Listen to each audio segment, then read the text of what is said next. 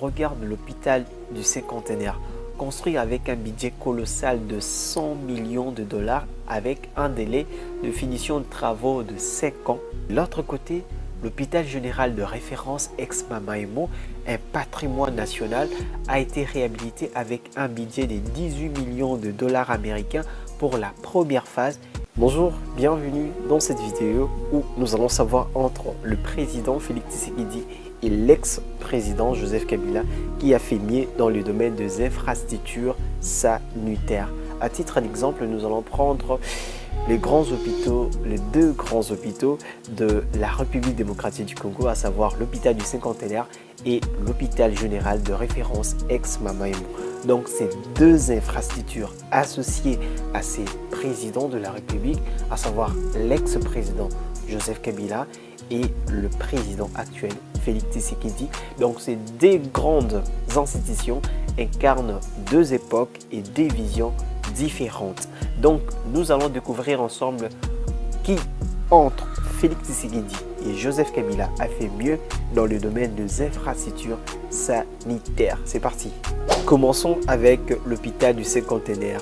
L'ambition de Joseph Kabila. Inauguré en 2014 pour célébrer le 50e anniversaire d'indépendance de la République démocratique du Congo, l'hôpital du Cinquantenaire représente une vision ambitieuse de la modernisation du système de santé. Situé dans la commune de Lingwala, cet établissement s'étend sur 4000 km3 et dispose de 517 lits avec des équipements modernes adaptés aux standards internationaux. Coûts et partenariats. Les travaux ont été confiés à une entreprise chinoise, Sinohydro 2, tandis que la gestion initiale fut assurée par le groupe indien dans le cadre du partenariat public-privé. Problème de gestion. Malgré son prestige initial, la gestion de cet hôpital a été critiquée. Et en 2024, donc cette année, le gouvernement congolais a décidé de résilier les contrats avec ce groupe d'Indiens. Suite à des manquements graves, notamment à l'absence de versement de 40 millions de dollars que ce groupe d'Indiens devait normalement verser à l'État congolais. C'est grave quand même. Maintenant, parlons de l'hôpital général de référence ex-Mamaimo, entre héritage et modernisation sous Félix Tshisekedi. Autrefois appelé hôpital des Noirs à l'époque coloniale, ensuite hôpital Mamaimo à la Deuxième République, c'est une institution historique créée pour lutter contre la maladie du sommeil parmi les autochtones. Il a évolué pour devenir hôpital général de référence de Kinshasa, le plus grand hôpital public de la RDC. Début modeste dans les années 1920 avec un dispensaire composé d'un laboratoire et de 3 chambres seulement. Et l'expansion progressive en pavillon jusqu'à devenir un hôpital majeur avec plus de 2000 lits et plus de 2250 employés, contribuant ainsi à la formation des étudiants en médecine et en sciences infirmières.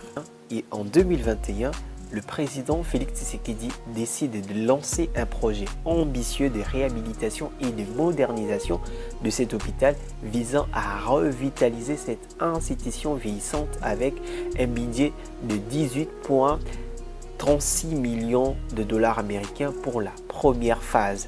Les travaux consistaient à la réhabilitation des urgences de la morgue et le pavillon 3 et 13 bien sûr.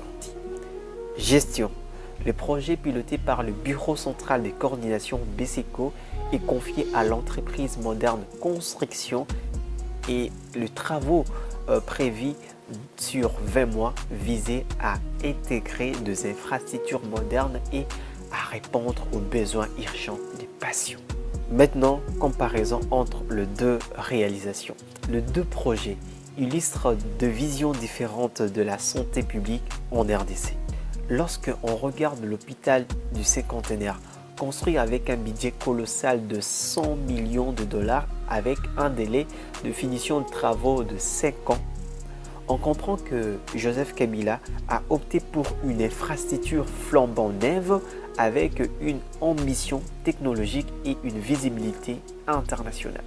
Et de l'autre côté, l'hôpital général de référence ex-Mamaimo, un patrimoine national, a été réhabilité avec un budget de 18 millions de dollars américains pour la première phase et avec une durée de finition de travaux de 3 ans, alors qu'on peut dire que le président Félix Tshisekedi s'est attaché à préserver et à moderniser un patrimoine historique tout en répondant aux besoins actuels. Et vous, que pensez-vous?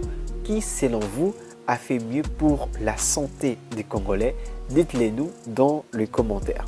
C'était Pitieps, toujours là pour vous servir. Mais attendez, il y a une chose que j'ai oubliée.